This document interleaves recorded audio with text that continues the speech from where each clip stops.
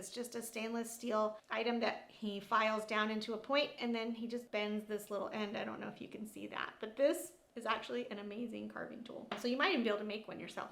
If you have a bench grinder, I think that's all you would need. All right, so there is a potter on Instagram that I'm obsessed with her page. Her business handle is Hand and Fire. You may also follow her, but I have a few of her tools. These little wire tools right here, these basically are just wooden pieces that she attached a guitar string to, and I really love this wire tool. You can actually see I've used it so much that it's starting to come apart right here, so I need to figure out how to mend that. But my son has one and his hasn't broken, so I don't think that it's a flaw. It's just using it a lot. So because wire does have a shelf life. These are brushes that she made, and this guy right here is a Hakame brush, and we actually recently were filming Hakame for our online courses, and I had to buy this because this brush is just so fantastic. And she has other ones, but this is the only one I could get, and you can see that she wraps it just so nicely. Her craftsmanship is just next level. And then these brushes right here are feathers, so they make really interesting marks. I never knew before I bought these that you could make brushes out of feathers. We'll see how they hold up because they're relatively new because she just started making them.